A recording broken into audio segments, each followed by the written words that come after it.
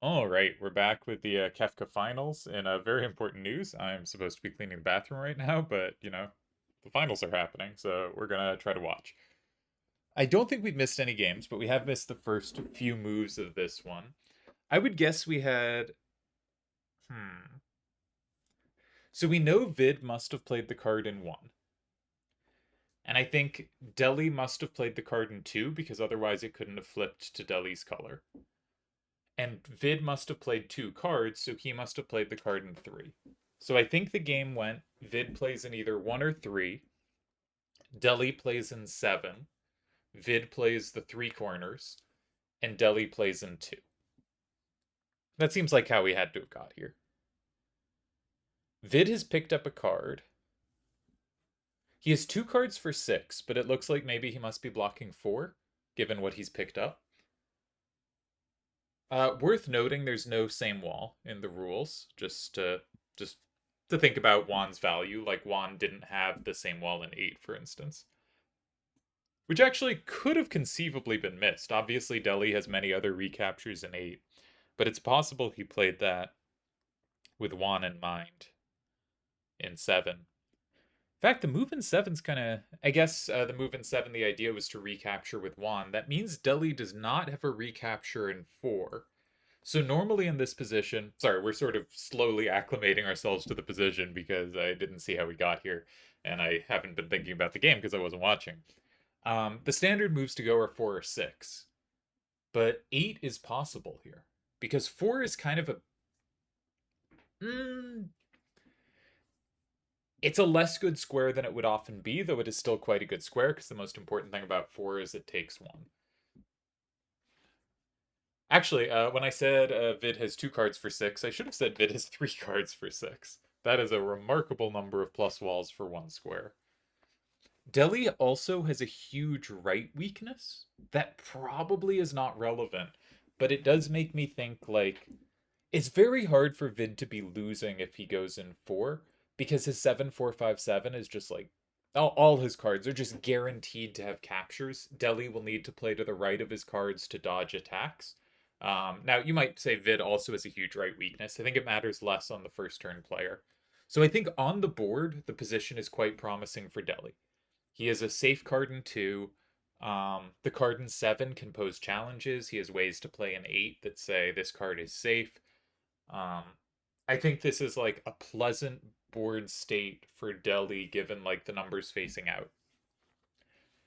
And Vid has weaknesses left in his hand, but I think the weaknesses in Deli's hand matter a little more. So my guess is we're headed for another tie. I want to try to figure out. Do you think Vid is started in one or three? It's quite easy for him to have started in three, given his almost infinity of plus walls in six. And also, like, he does clearly have a right weakness, but he might not mind making the game to the right given Deli's even more extreme right weakness. So, because Deli had four twos to the right. Oh my god. That is awful. So that Deli has actually reached this position is really well done by him. Um, so I think the game went 3-7-1-2. That's my official guess. I'm gonna pop open the. Now I should consider the alternative, because given how many corners Vid has for nine, starting in one is extremely logical as well, and then the follow up in three makes sense. So maybe that's just the more logical path to get here. Um, yeah. All right, I'm gonna pause the video and be back in a minute. I'm not gonna put in a guess on move order because uh I don't have a guess. I think both one and three are plausible move orders. We'll be back shortly. All right, we're back. I have maligned Delial, which is to say, I I thought he might have forgot that there was no same wall, but he did not. I've read the group chat. Is there anything else from the group chat?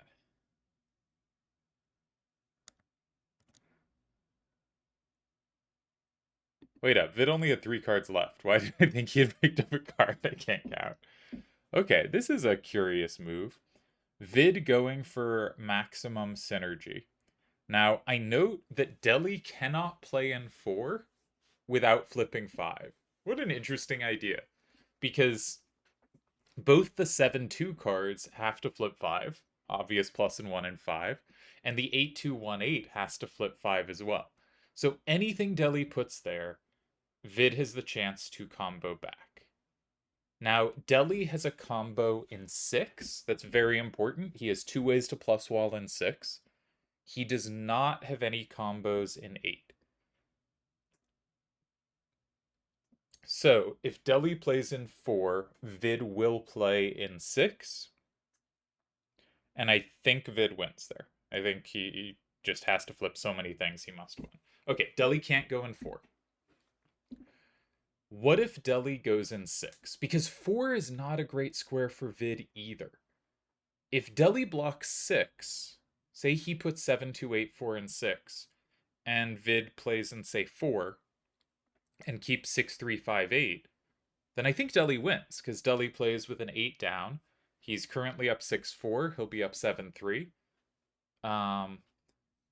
Vid won't capture anything back going in 4, no matter which card he plays. And 6-3-5-8 only captures one card at the end. And 4 is kind of a dead square. Does this just straightforwardly lose? It's an interesting idea. I think Vid should have blocked 4, which I also think is what Deli was saying in the chat, and just trusted on his remaining cards to kind of sweep up the game. This is one of those maximum synergy moves, but you have a dead square in 4, and having just one dead square is so costly.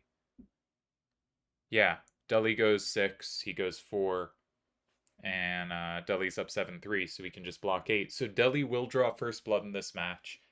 And while we didn't calculate the position out, I think Vid should have just played in 4. And I think this was both Vid's strength and Vid's weakness is we'll find these extremely creative synergistic moves that don't actually have quite enough to justify them. Pretty remarkable for Deli to win a game given the hand he had here. Deli has been winning a remarkable number of games with just visually unusable hands, which is really impressive. Putting in the hands now. Just want to make sure there were ties in 4. 6 seems less logical to me than 4, just because with Vid's hand, you're really trying to direct the game to the left.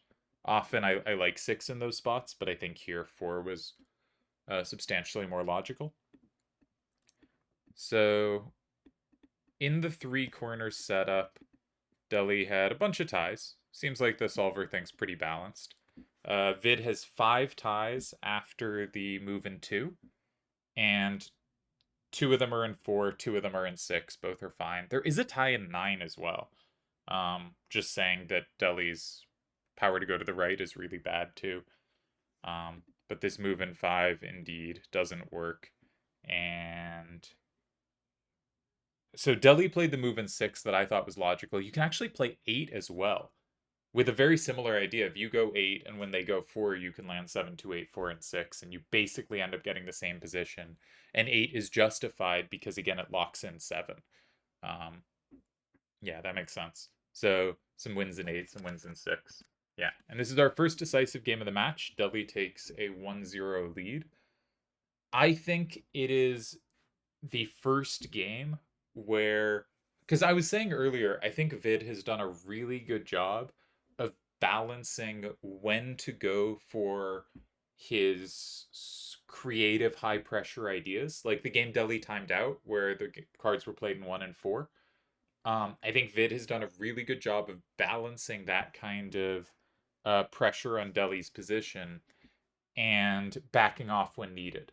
When playing, when there were cards in I want to say 1 and 3, just block, or no, 1 and 7, just blocking 4, I think it was. No, it was blocking 2, wasn't it? 1 and 3, block 2, with like 1-8-8-4 or some card like that, something like that, 1-4-8-8. And it just led to a much, yeah, it was 1 and 3, block 2. Deli has a setup in 6, but he could block 5, and he could just take this position that I think looked quite difficult and just navigate it well to a tie. And I think he's done a really good job of that. And often, I think where Vid has a chance to beat the really top players is he does find these really cool ideas. And 7457 and 5 is a really cool idea. It's really fun that it A sets up combos for Vid in 6 and 8, and B, Deli cannot go in 4 without being comboed. But when you have this much combo setup, having even one dead square can, because you're giving up the like positional nature of the game. You're saying you're gonna lock in more cards, you're gonna have places you can do that. I just think I can combo back sufficiently. I'm not gonna play in the traditional squares. I'm gonna play in non-traditional squares, and they are non-traditional essentially because they allow the opponent to lock in cards more easily and better. Um, and even one dead square can just be deadly off that. And so 4 was a square Deli couldn't use, but that almost bit Vid, not Deli, because Deli can't go 4 now, but at least he could play 4 if needed. Vid can't play 4 at all, which means he can't leave it for the last square in the game, which means he has to block it. And thus, if Deli gets rid of either of Vid's combo squares, 6 or 8, and Vid has to block 4 because he just can't have his last turn land there, Deli has time to block the other one.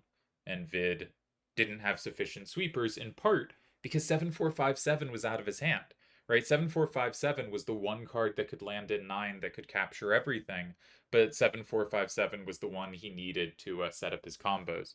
So I've closed the solver, but I would think and we can check. Let's go check. Like I think holding on to 7457 was really important here because that was your likely sweeper. Um Now I might just be wrong. It might be that it just lands well in one of those squares. But if we look at no, actually 7457 was a very good card to use. And there were other ways to play in 4 or 6, but 7457 in either worked. So I'm a bit wrong here. All right. So yeah, Deli takes a 1-0 lead. And I think we will continue in the next video.